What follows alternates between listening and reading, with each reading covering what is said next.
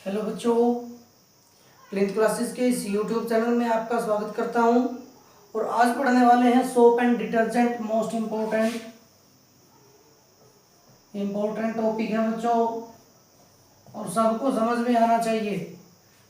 तो सोप क्या है आप सभी जानते हैं, डिटर्जेंट्स के बारे में भी आप सभी समझते हैं। हिंदी में सोप को साबुन बोलते हैं, डिटर्जेंट को अपमार्जक बोलते हैं। क्या बोलते हैं? डिटर्जेंट को अपमार्जक सभी समझते हैं डिटर्जेंट क्या है, लेकिन अपमार्जक बहुत कम जानते हैं। सोप को साबुन। अब इसके अंदर से आपके पास आता है 4 नंबर का क्वेश्चन, वो आपने बड़े अच्छे से करना है। समझ आई? अगर आपको एक बार समझ में आ गया तो बार बार प्रॉब्लम नहीं होने वाली। एक बार समझ में आ गया बस नो प्रॉब्लम। ठीक है, तो समझ लेते हैं सोप क्या है, साबुन क्या है।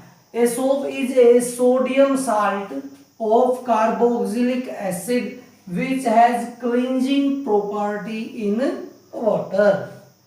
तो क्या कहता है कि जो सोप है, जो साबुन है, वो क्या है? सोडियम साल्ट है। क्या है? सोडियम का कोई कंपाउंड होगा, कोई यौगिक होगा जिसके अंदर सोडियम है। ठीक है, और किसका कंपाउंड होगा वो? Carboxylic acid. कार्बोक्सिलिक अम्ल हमने पढ़ा, फंक्शनल ग्रुप, प्रक्रियात्मक समूह हमने पढ़ा है। तो उसके अंदर क्या है? ये कार्बोक्सिलिक एसिड। कोई भी कार्बोक्सिलिक एसिड हो सकता है, उसकी छोटी चेन हो सकती है, बड़ी चेन हो सकती है। ठीक है, तो यहाँ पे हम मोस्टली जो बात करेंगे स्पोनिफिकेशन, साबुनीकरण के अंदर, तो वहां पे हमें कार्बोक्सिलिक एसिड की बड़ी बड़ी लंबी चेन मिलती है, और साथ में क्या मिलता है? एक सोडियम साल्ट उसके साथ अटैच हो चुका है। आई बात समझ? ठीक। Which has cleansing property. अब इसके अंदर क्या गुण है? क्लींजिंग, सफाई प्रक्रिया करने की अक्षमता इसके अंदर होती है। क्या होती है? सफाई करने की। मान लेते हैं हमारे कपड़े, उनके ऊपर ग्रीस लग गया, डर्ट लग गया, डस्ट लग गया, तो उस सब को वो साफ कर देगा। लेकिन उसकी एक खास बात है कि सूखा कपड़ा हमने उसके ऊपर क्या कर दिया? सोप अप्लाई कर दी, क्या वो ठीक होगा? क्या उसके अंदर से जो डस्ट है, ग्रीस है, वो निकल जाएगा? नहीं। तो वो कहाँ पे काम करती है? वाटर के अंदर। यानी कि यहाँ पे जो सोलवेंट होगा वो क्या होगा? वाटर होगा। बात समझ में आई बच्चों? फिर बात कर लेते हैं कि जो सोप है वो कितने प्रकार की होती है।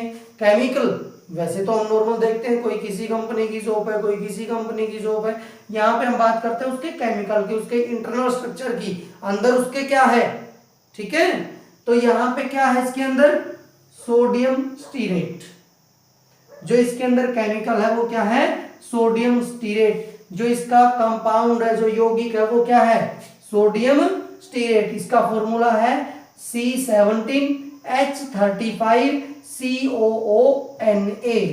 अब यहाँ पे एक समझने की बात क्या है कि इसके अंदर कार्बोक्सिलिक एसिड कौन सा है, और सोडियम के साथ इसने बॉन्ड कैसे बना रखा है, हमने पहले पढ़ रखी है। Chemical property of ethanoic acid पढ़ी थी ना। तो उसी तरह की वो सारी की सारी हम कार्बोक्सिलिक एसिड के अंदर जो भी रिएक्शन होंगे वो उसी तरह से होंगे। तो यहाँ पे क्या है कार्बोक्सिलिक एसिड के अंदर? इसके अंदर अगर कार्बोक्सिलिक एसिड की बात करता हूं तो ये है C17H35COOH। ठीक है, तो ये कार्बोक्सिलिक एसिड है। समझ आई ना बात? फिर बात कर लेते हैं दूसरी जो टाइप है, यानी कि 3 प्रकार की। आपको अगर एनसीईआरटी में पढ़ते हैं तो सिर्फ और सिर्फ आपको बताया जाएगा कि कार्बोक्सिलिक एसिड और सोडियम का एक कंपाउंड होता है, कंपाउंड का नाम नहीं मिलेगा आपको। दूसरी बुक्स में अगर आप देखते हैं तो इसके अलग अलग नेम मिल सकते हैं। ठीक है, तो 3 प्रकार की हैं ये। मोस्टली ज्यादातर 2 ही यूज करते हैं लोग, मैंने आपको 3 बताई है। पहली है सोडियम स्टीरेट C17H35COONA। ये सोडियम इस कार्बोक्सिलिक एसिड के साथ अटैच हो चुका है। फिर बात आ जाती है दूसरी टाइप, वो क्या है? सोडियम पैल्मिटेट। क्या है ये? सोडियम पैल्मिटेट। ये जो सोडियम पैल्मिटेट है, ये क्या नाम है? C15H31COONA। ठीक है, इसके अंदर क्या हो गया? यहां से देखो, यहाँ पे 17 था, यहाँ पे 15 है।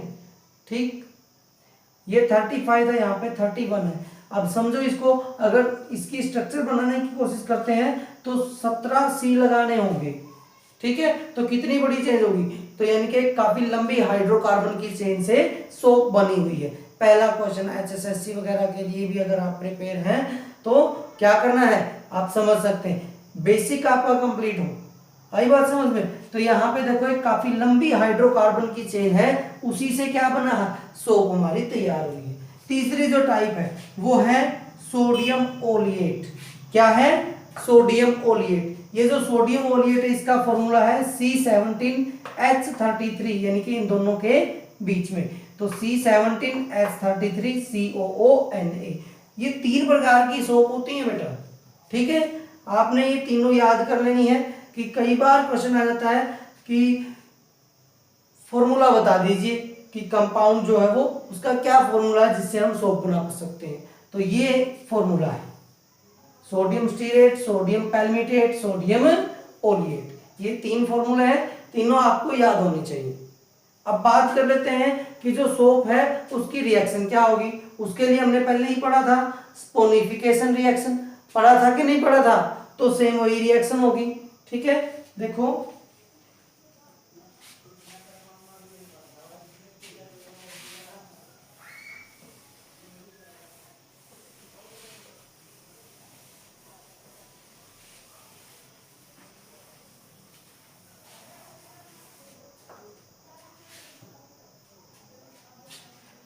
तो हमने क्या करना है, स्पोनिफिकेशन रिएक्शन पढ़ी थी,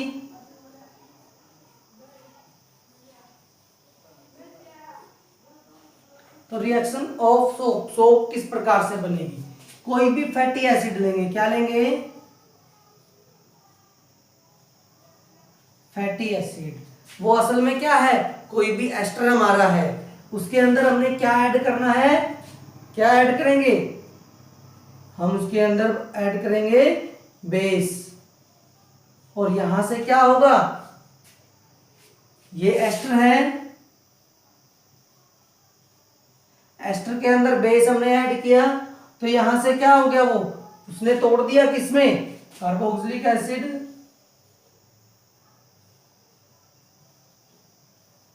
प्लस अल्कोहल। बात समझ में आई। अब ये जो फैटी एसिड है ये हमारा होगा, कोई भी एस्टर होगा उसके अंदर हमने बेस मिलाएंगे। बेस कौन सा मिलाना है, जिसकी पीएच वैल्यू सबसे ज्यादा है, सोडियम हाइड्रोक्साइड, कास्टिक सोडा, ठीक। और उससे क्या बनेगा, कार्बोक्सिलिक एसिड और अल्कोहल के अंदर वो टूट जाएगा। बात समझ में आई। अब थोड़ा सा घर के लिए मैं आपको एक एक्टिविटी देता हूं जिससे कि आप क्या कर सकें, घर पे भी प्रिपेयर करना सीखें कि किस प्रकार से सोप प्रिपेयर की जाती है।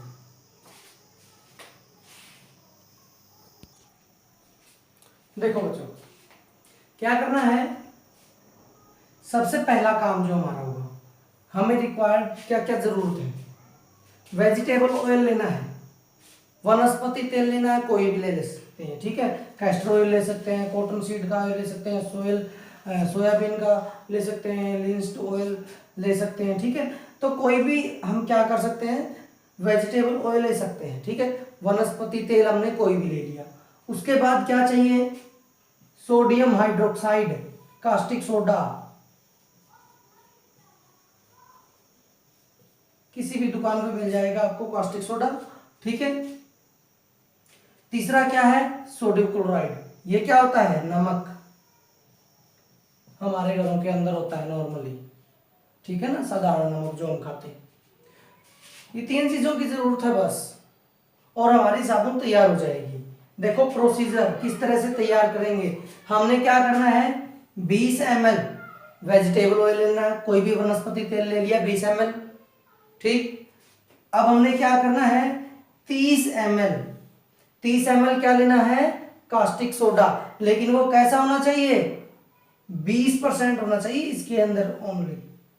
मतलब अगर हमारे पास क्या है 30 ml, अगर मैं क्या कर रहा हूं, कास्टिक सोडा ले रहा हूं, तो उस कास्टिक सोडा की जो परसेंटेज है वो कितनी होनी चाहिए, 20%।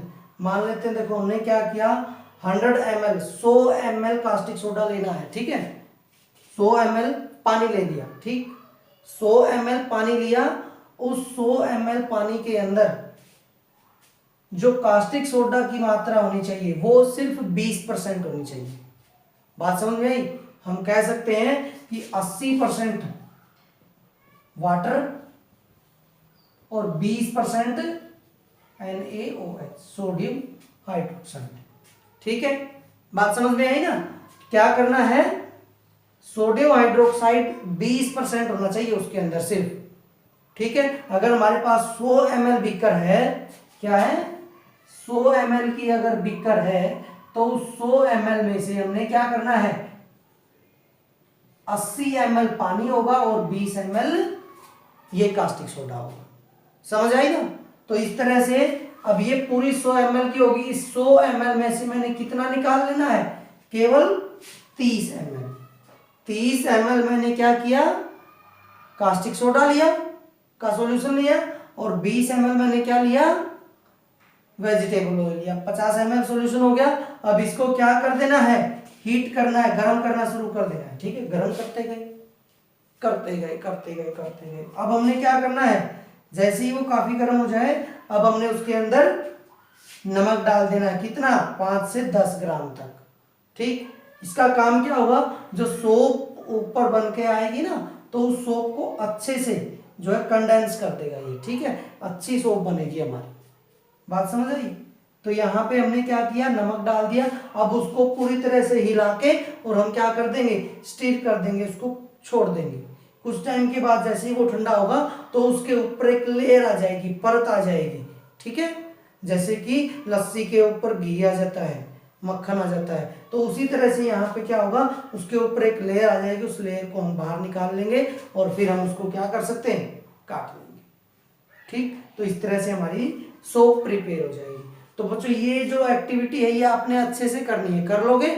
अगर कोई प्रॉब्लम है तो मुझे बोलना, ठीक। कमेंट बॉक्स आप ही के लिए है। आई बात समझ में? और जो बच्चे चैनल को सब्सक्राइब नहीं कर रहे हैं वो अपना चैनल को सब्सक्राइब करें, ठीक है बेटा। ओके।